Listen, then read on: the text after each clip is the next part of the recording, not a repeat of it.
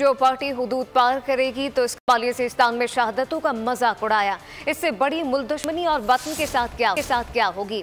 वज़ीर दिफा ख़ाजा आसिफ की सियालकोट में मीडिया से गुफ्तगू कहा कि फौज हमारी मोहसिन है, दहाइयों से दहशतगर्दी के खिलाफ लड़ रही है।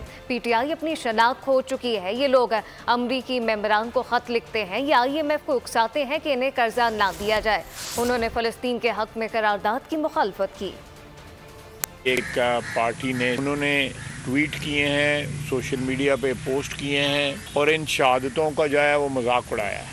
इक़्तिदार से मोहब्बत जो है वो इतनी शिद्दत हो कि आप जो लोग आपके लिए जाने कुर्बान कर रहे हैं उनको भी आप जो है उसका तमस्खर उड़ाएं या उसको कोई और मतलब जो है पेश करें। मैं समझता हूँ कि पाकिस्तान से इससे बड़ी मुल्क दुश्मनी जो है हमारे वतन के साथ नहीं हो सकती। ये लोग हमारे मौसन हैं। दहाइयों में जो दहशतगर्दी के ख़िलाफ़ हमारी फ़ौज ने जो कुर्बानियाँ दी हैं, आज मुल्क जो है अगर कायम और दायम है तो उस खून की आबियारी की वजह से है। और यही पार्टी जो है अपनी शनाख्त जो है खो चुकी है। आज ये नहीं पता ये PTI है, MWM है या सुन्नी इत्तेहाद कौंसिल है, क्या नाम है इनका, कोई नाम ही नहीं, बेनामी हो गए हुए हैं। मुल्क को, इस वतन अजीज़ को जो आपका भी वतन है, मेरे भी वतन है और आने वाली नस्लों का वतन है, को गालियाँ देते हैं, उसको बद्दुआ देते हैं, उसकी तबाही के जो है मनसूबे बनाते हैं, IMF के आगे जाके मुजाहरे करते हैं, चिट्ठियाँ लिखते हैं IMF को, अमेरिकन कांग्रेस के मेंबरान को चिट्ठियाँ लिखते हैं कि इनको कर्जा ना दिया जाए।